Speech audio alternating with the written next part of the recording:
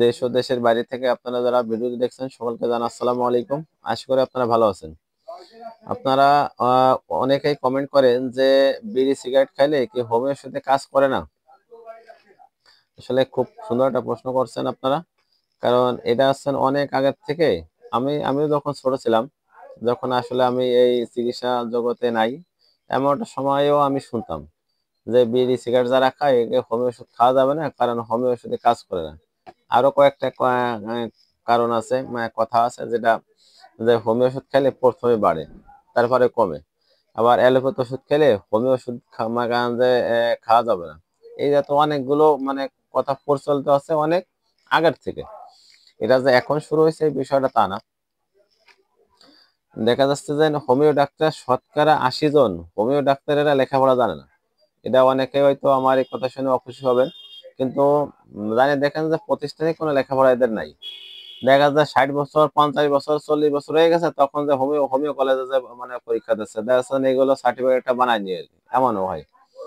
হয়তো আমার কথা শুনে অনেকেই মনে করেন যে তাদের মন খারাপ হবে, কিন্তু মন খারাপের কিছু নাই। আপনারা যারা ভিডিওটা দেখছেন আপনাদের এলাকায় খোঁজ নিয়ে দেখেন, যদি 10 জন আপনার বাজারে হোমিও ডাক্তার থাকে তার 8 জন দেখেন লেখাপড়া জানে না। বই খাতা নিয়ে শিশি বোতল নিয়ে বসে গেছে হোমিও ডাক্তার। এখন তার কাছে আসলো রুগী। রুগী আসার পরে এখন যখনই মনে করেন যে ওষুধ দিলে কাজ হবে না, তখন সে কি করবে? তখন সে মার খাবে।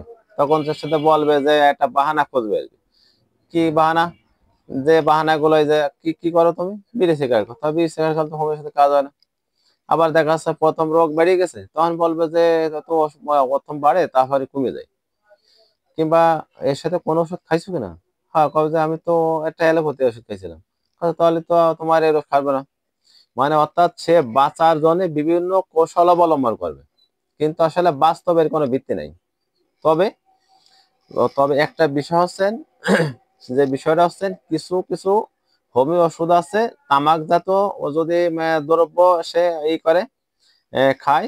দেখা যাচ্ছে তামাক, তামাক যে কোনো তামাক, তাতে বিড়ি সিগারেট হোক আর জর্দা হোক, যা হোক খায়, সেক্ষেত্রে সে হোমিও ওষুধ গুলোর মনে করেন যে ক্রিয়াগুলো নষ্ট করে দেয়।